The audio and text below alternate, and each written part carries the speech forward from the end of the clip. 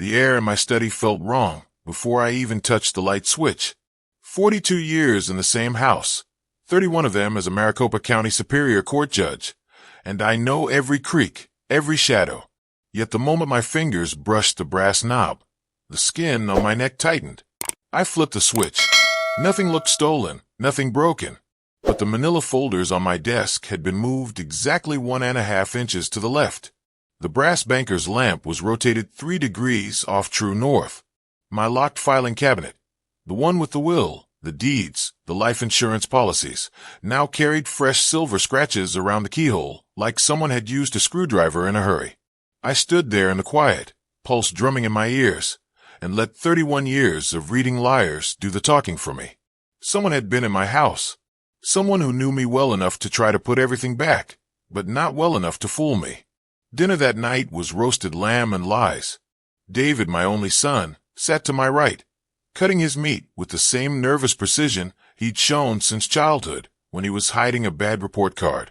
Sophia, his wife of 9 years, sat opposite him, smiling the way barracudas smile. Halfway through the meal, David cleared his throat. "Dad, have you thought about updating your estate plan? You're 71 now. It would make things easier for everyone." My fork stopped an inch from my mouth. I set it down so gently the tines didn't even ring against the plate. Easier for whom, exactly? Sophia reached across and touched my wrist. Cool fingers, perfect French manicure. "We just worry, Harold. This big house, all alone." I looked at her hand on my skin and felt the same chill I used to feel when a defendant's mother begged for mercy. I looked at her hand on my skin and felt the same chill I used to feel when a defendant's mother begged for mercy for her guilty son. That night I didn't sleep. I lay in the dark and listened to the house breathe, and I understood. They weren't waiting for me to die. They were planning to help me along. 2 days later I told them I was driving to Sedona for 10 days to clear my head. They hugged me too hard, waved too long. What they didn't know was that I never left Phoenix, and the vacant house across the street had the perfect view of my own bedroom window. I checked into the Sun Ridge Motel under the name Thomas Reed, an old defendant I once sentenced to 15 years. The clerk didn't blink. I paid cash for a week, parked my truck 3 blocks away, and walked back through the alley at dusk. The for-sale house at 3712 East Cambridge had been empty 7 months. The lockbox code was still the default 1912. Realtors are creatures of habit. Inside smelled like dust and broken dreams. I carried in a folding camp chair, night vision binoculars, a thermos, and a legal pad. By 9 p.m., I was positioned at the upstairs window that looked straight into my living room like a private theater. David and Sophia thought I was sipping coffee in Sedona, watching Red Rocks. Instead, I watched them celebrate. At 10:17 p.m., the lights in my study blazed on. Sophia carried stacks of files to the dining table.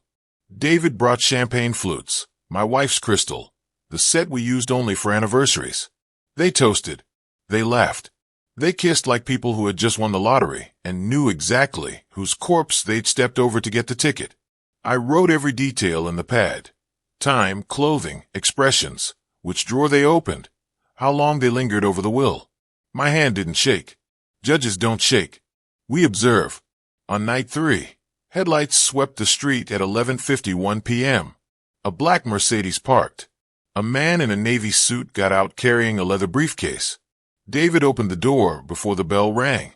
They disappeared inside. I zoomed the binoculars. Through my own window, I watched my son sell my house at midnight.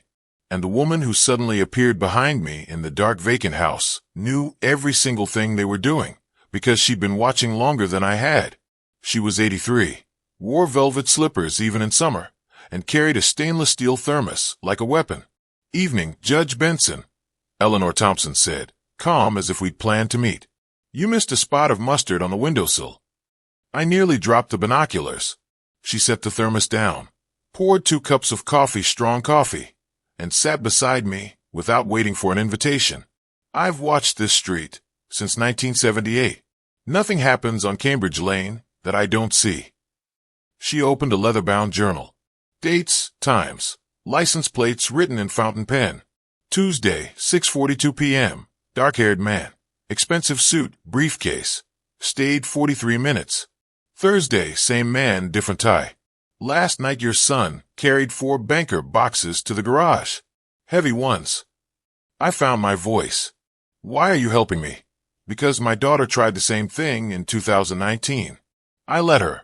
She drained me dry and died anyway. I won't watch it happen to you. Eleanor tapped the page. Tonight they're bringing him back. Midnight. Be ready. At 11:49 the black Mercedes returned. Same man, Michael Vargas, realtor, according to Eleanor's notes. David greeted him like an old friend. Sophia wore the red dress she saves for closing arguments of her own. They spread documents on my dining table like a satanic picnic. I photographed everything. Eleanor wrote, steady as court reporter. Then Vargas said the words that turned my blood to ice. If the durable power of attorney holds, we close July 31st, buyers paying $820,000 cash. David answered without hesitation. It'll hold. Dad signed it in April. He just doesn't remember. Rehook, they toasted again. With my crystal, my money, my future. But what I found when I finally broke into my own house 2 days later was worse than forgery. It was divorce papers already filled out in Sophia's handwriting. Thursday, July 20th. David left for his law office at 8:31 a.m. Sophia's white Range Rover followed at 9:07. Headed for brunch with the girls that would last exactly 2 hours and 41 minutes. I knew because I timed it for 3 days straight. I used my own key. Walking into my own house felt like trespassing. The alarm chirped its familiar 4-note greeting. I silenced it with the code I'd used since 1998. The air smelled of Sophia's diptyque figuier candle. She'd been burning them like incense to cover the scent of betrayal. David had turned the downstairs guest suite into a war room. Laptop, color-coded folders, 2 external hard drives. On the desk sat the red expanding file I recognized from the midnight meeting. It was unlocked, practically daring me. I opened it with gloved hands. Top document. Durable power of attorney dated April 12th. My forged signature at the bottom. The forger had practiced. The capital H in Harold was almost perfect, but the tail on the final N curled the wrong direction. Amateur pride. Second document. Preliminary title report already showing the buyer, Paul K. Whitman, Los Angeles, $820,000 cash. Third document made me sit down hard. Petition for divorce, Sophia Marie Lawrence v. David Allen Lawrence, filed yesterday in Los Angeles County. Her signature already notarized. Reason, irreconcilable differences. Proposed property settlement. Sophia to receive $410,000 premarital investment return within 10 days of house closing. David didn't know she was leaving him the moment the money hit escrow. There were printed emails, too. Subject. After the 31st, I'm gone. To marcus.hart.law@gmail.com. David thinks we're buying a place in DC Ranch. Let him. Once the wire hits my Cayman account, I'm on the red eye to LAX. Kids are already enrolled in Brentwood. I've photographed every page, every timestamp, every lie. Then I put everything back exactly as I found it, down to the angle of the red folder. As I locked the front door behind me, I whispered to the empty foyer, "You taught me evidence, son. Now watch me use it." That night I added a new folder to my growing case, file labeled Sophia's Exit Strategy. But nothing prepared me for what Eleanor caught on video 2 nights later. David on his knees in the garage, crying into Sophia's lap, begging her not to leave him after the sale. Part 5 tomorrow night. Eleanor's back porch camera had perfect sight lines into my garage when the door was open. She texted me at 12:07 a.m. Garage door up. You need to see this. Bring headphones. I drove to her house in under 4 minutes. The footage was heartbreaking and damning at once. David, drunk on my 30-year Macallan, on his knees among moving boxes. Don't leave me, sophomore. We're so close. After the 31st, we'll have everything. We can start over, just us and the kids. Sophia stroked his hair like he was a dog she was about to put down. Sweetheart, nothing changes. We close, we celebrate, we disappear together. Trust me. Lie number 1. I had the divorce petition time-stamped 24 hours earlier. David sobbed. I hate doing this to Dad. Sophia's voice turned razor sharp. Then grow up. He's 71, half senile, and sitting on almost $1 million. We'll never see if we wait for nature. You want your children to have the life you never did, or not? He nodded, broken. She kissed his forehead. Good boy. 10 more days.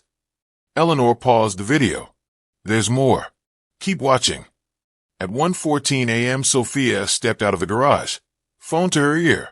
Voice low but clear. Marcus, it's locked. July 31st to money wires. I'll be in Santa Monica by August 2nd. Have the house ready. She ended the call, looked straight up at the stars, and smiled like a woman who'd already won.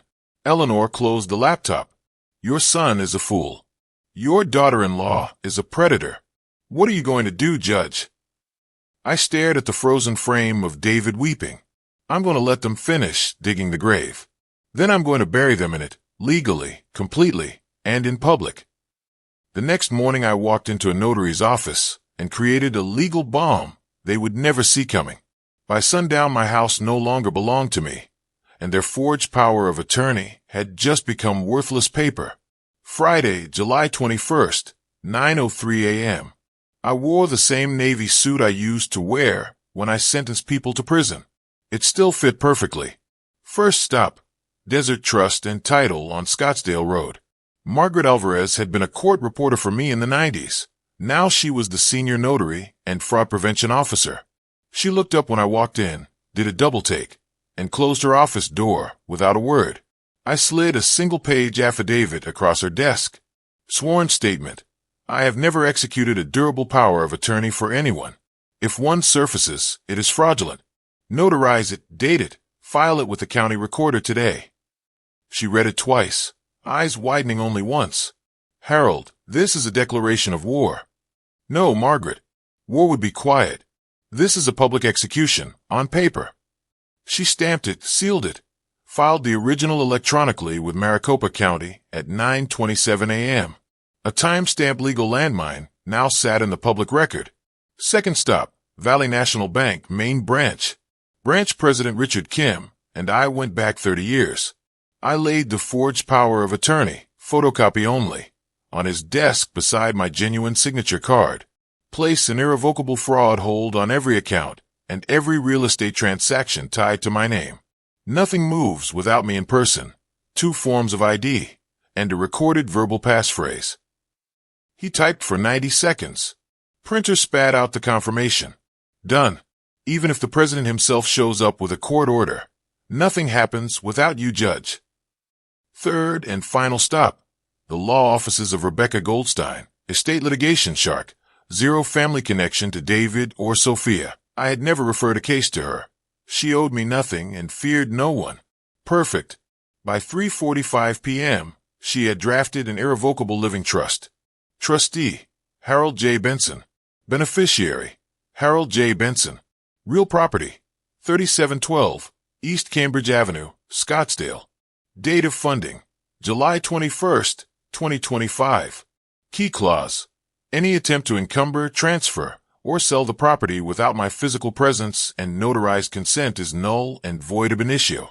She hit submit to the county recorder at 4:02 p.m. Your house legally ceased to exist as a saleable asset 4 hours ago, she said, sliding the certified copies across the table. Their forged power of attorney is now trying to sell something that no longer belongs to Harold Benson, private citizen.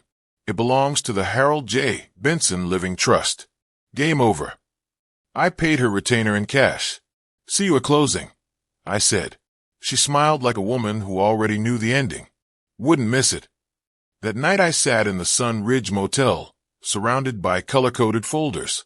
Red forgery and midnight meeting blue. Trust documents and fraud holds black.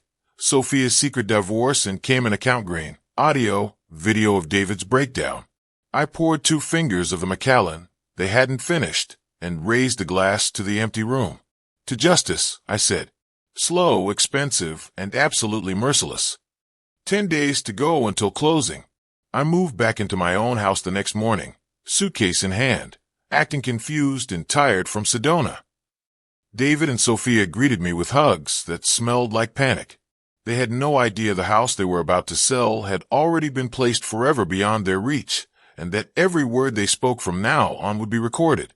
Saturday, July 22nd, 3:17 p.m. I pulled into my own driveway like a man returning from a relaxing week of Red Rock sunsets. Same dusty suitcase, same hiking boots I never wore, same fake limp from twisting my ankle on Bell Rock. David practically sprinted out the front door. "Dad, you're back early." His hug was too tight, too fast, the way guilty defendants hug their mothers after sentencing. Sophia followed, silk robe fluttering, smile dialed to 11. "We missed you. How was Sedona?"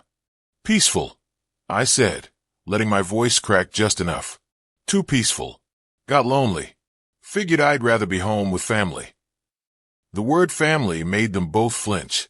Perfect. Inside, the house smelled of lemon polish and desperation. They had scrubbed every surface, hidden every box, staged it for the invisible buyer who thought he was getting a steal from a confused old man. That evening at dinner they began phase 2, the dementia performance. David set a third bottle of my best wine on the table. "Dad, you seem scattered lately. Misplacing keys, forgetting conversations. Nothing serious, but maybe we should get you checked." I blinked slowly, the way I'd seen 1,000 witnesses do when they realized the trap was closing. "Forgetting? I don't think so, do I?" Sophia reached over, squeezed my hand. "It's normal at your age, Harold. We just want you safe." I let my lower lip tremble half a second, Oscar-worthy. "If you say so, sweetheart. My memory's not what it used to be." David's shoulders dropped in visible relief. Sophia's eyes glittered like she'd just been handed the keys to the vault. I excused myself early, claiming a headache. In my study, I opened the bottom drawer of the credenza, pressed the hidden switch, and lifted out the new digital recorder I'd installed the day I created the trust. Motion activated 4K, 30-day battery, live feed to cloud account only Rebecca Goldstein and I could access. For the next 6 days, I became the perfect mark. I asked Sophia to repeat herself 3 times at breakfast. I forgot where I parked at the grocery store. I called David by my late brother's name twice. Each performance was captured in crystal clarity. Their encouraging nods, their sympathetic sighs, their private whispers when they thought I was napping. Night of July 27th. Hallway outside their bedroom, 11:42 p.m. Recorder caught everything. David, whisper. He doesn't even remember Sedona. If he ever notices the sale, we just play the doctor card.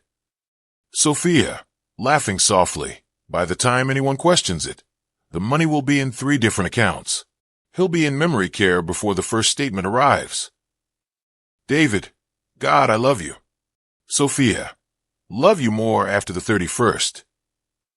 They kissed. I stood in the dark hallway, finger on the stop button, and felt nothing but ice. The next morning I packed my courtroom briefcase, exactly the way I did for murder trials. Surveillance stills printed on glossy stress documents, with raised seals audio transcripts time-stamped and notarized in one final envelope I addressed to Sophia in her maiden name. Postmark Santa Monica. Closing day was 4 days away, and I was about to walk into that escrow office like a judge walking into his own courtroom. July 30th, the day before closing. I spent the morning polishing shoes, pressing my Navy robe of war suit, and laying out every exhibit like a prosecutor preparing for a death penalty case. Folder 1, Red Midnight Meeting Photos, time-stamped, with Vargas the Realtor.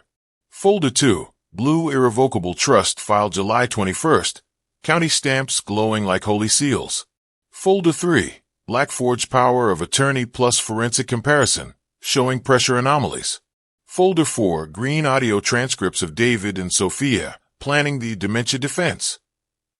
Folder 5, Gold Sophia's divorce petition and Cayman wiring instructions addressed to Marcus Hart.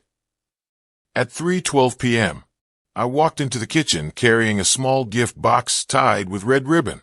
David and Sophia were drinking champagne, again, celebrating tomorrow's imaginary windfall. I smiled the confused smile they loved so much. Found this in my suitcase. Must be for one of you. Sophia took the box, delighted. Inside, A single flash drive on a silver chain and a note in my judicial handwriting. For Sophia Marie Laurent, soon to be again. Play it at closing. Love, Harold. She laughed, thinking it was a sentimental slideshow of family photos. David kissed her temple. Dad's getting sweet in his old age. I nodded, eyes watery. Just want everyone happy tomorrow. That night, I slept better than I had in months. July 31st, 1:47 p.m. Sunlit Escrow Services, North Scottsdale. The conference room smelled of new carpet and panic. Around the table, Michael Vargas, realtor, sweating through his Armani. Paul Whitman, California buyer, already counting his bargain mansion. Emily Chun, escrow officer, crisp blouse, nervous smile. David and Sophia, dressed like they were attending their own coronation. Rebecca Goldstein, my attorney, calm as a sniper. And me, briefcase in hand, walking in exactly at 2 p.m. Every head turned. David went the color of printer paper. Dad, what are you doing here? I set the briefcase down with the same deliberate thud I used to use for a gavel. Harold J. Benson, record owner and sole trustee of the property you are attempting to steal. This transaction is over. Emily Chin opened her mouth, closed it, opened the title report. Mr. Benson, the seller is listed as David Lawrence, via power of attorney. I slid folder 2 across the glass. Except the property was transferred into the Harold J. Benson Irrevocable Living Trust on July 21st. Here is the recorded deed. Your title search should have caught that. It didn't. Rebecca leaned forward, meaning the power of attorney in your file is attempting to sell an asset the principal no longer owns.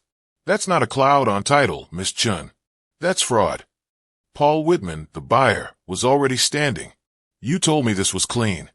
Vargas started babbling. The documents appeared valid. I opened folder 4 and pressed play on my phone. Sophia's voice filled the room. If he ever notices the sale, we just play the doctor card. He'll be in memory care before the first statement arrives. David lunged for the phone. That's taken out of. Rebecca placed a restraining hand on his wrist. Touch that device and it becomes evidence tampering, Mr. Lawrence. Sophia finally found her voice, shrill and shaking. He's confused. He doesn't remember signing anything.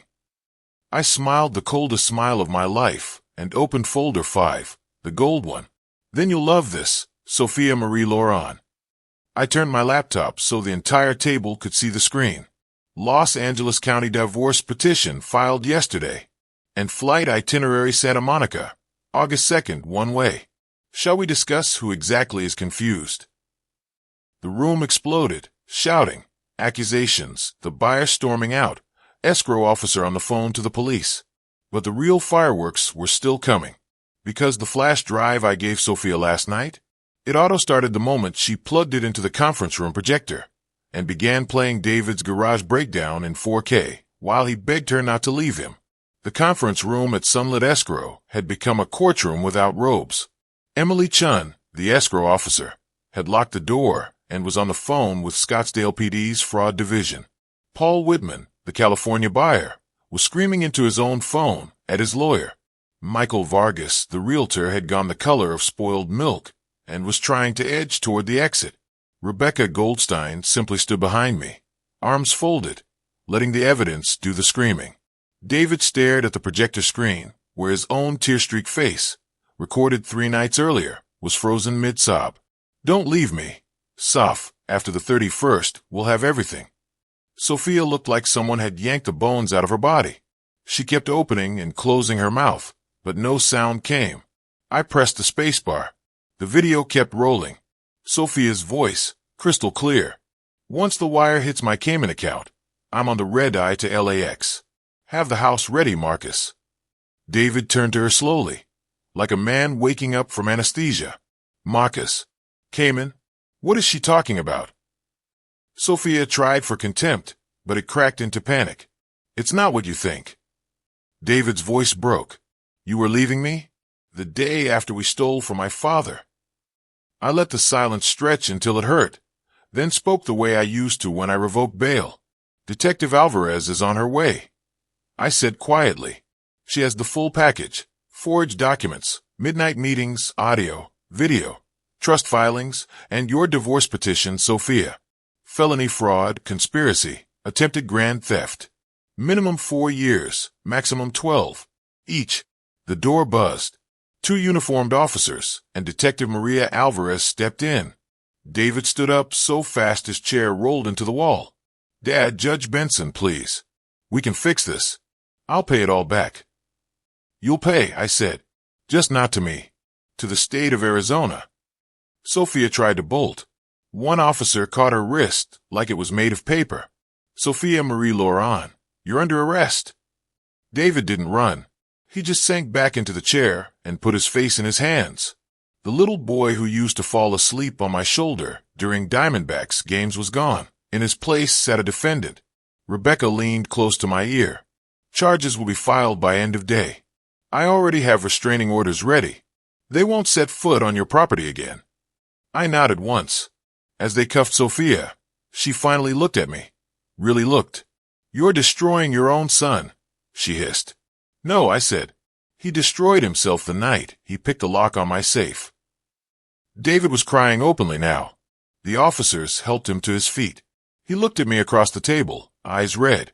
I'm sorry, Dad. I met his gaze without blinking.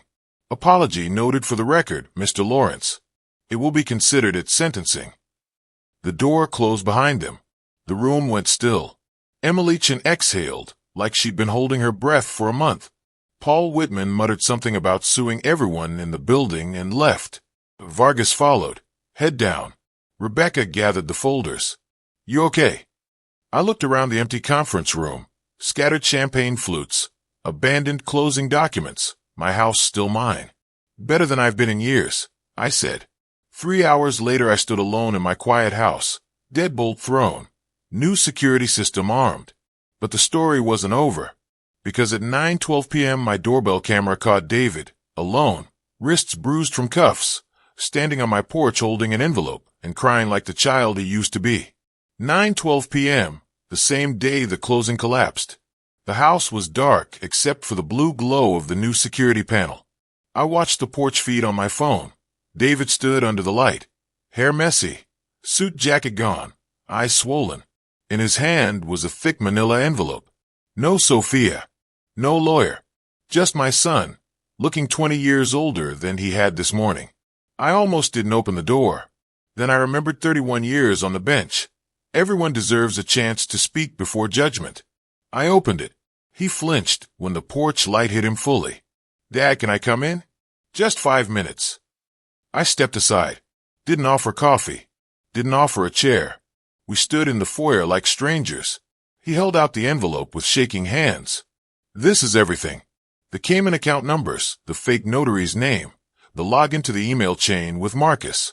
I'm giving it all to the DA tomorrow. Full cooperation. I didn't take it yet. Why? He swallowed hard. Because you were right. I stopped being your son the night I broke into your safe. I don't get to ask for forgiveness.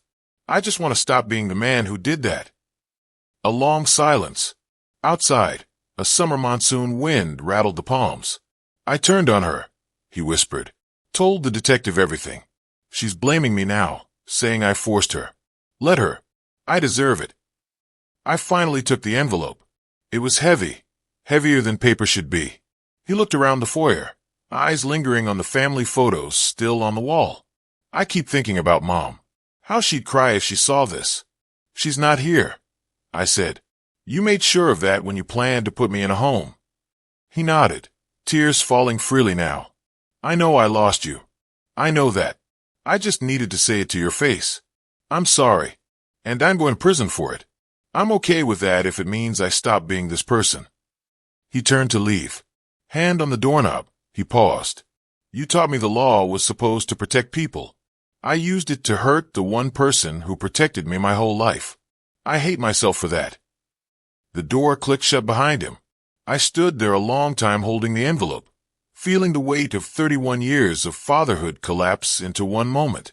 I didn't sleep. At 4:03 a.m., I opened the envelope. Inside was the evidence he promised, and something I never expected. A handwritten letter addressed to the judge who would sentence him, begging for the maximum penalty so he could pay the debt in full. August 29th, Maricopa County Superior Court, Courtroom 5B. I sat in the gallery, wearing a plain gray suit. No robe today. Just a father watching his son become a case number. Judge Elena Morales, one of my former clerks, presided.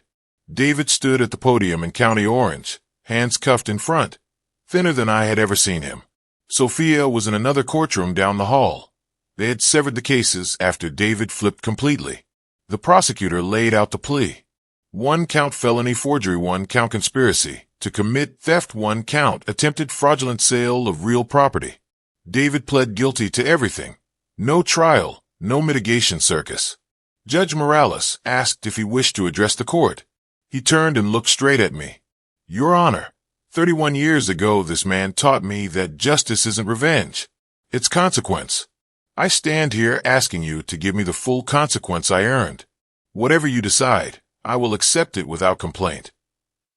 Morales looked at the pre-sentence report, then at me. Judge Benson, retired, the victim in this matter, do you wish to speak? I stood. I do. I walked to the podium.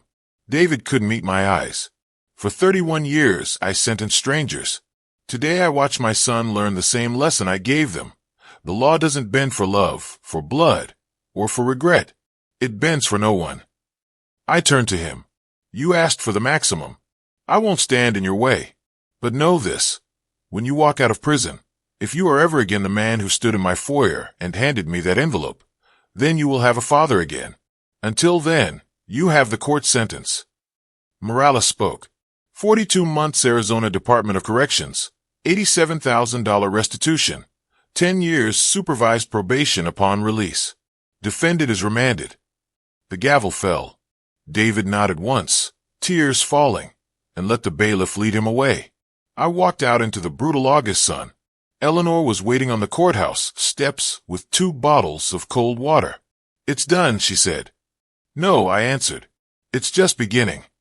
3 months later, I started the Senior Asset Protection Clinic. Free legal help for anyone over 65 facing family fraud. First client was an 81-year-old widow whose daughter tried the exact same scheme. David writes me once a month from the prison in Florence. I write back every time. Short notes. No promises. Just truth. Some nights I still sit in my study, touch the scratches on the filing cabinet, and remember the weight of that envelope in my hand. Justice didn't feel like victory. It felt like survival. And that, finally, is enough. Thank you for listening to all 11 parts. If this story hit you in the chest, share it with someone who needs to hear it. See you in the next one. Stay safe out there.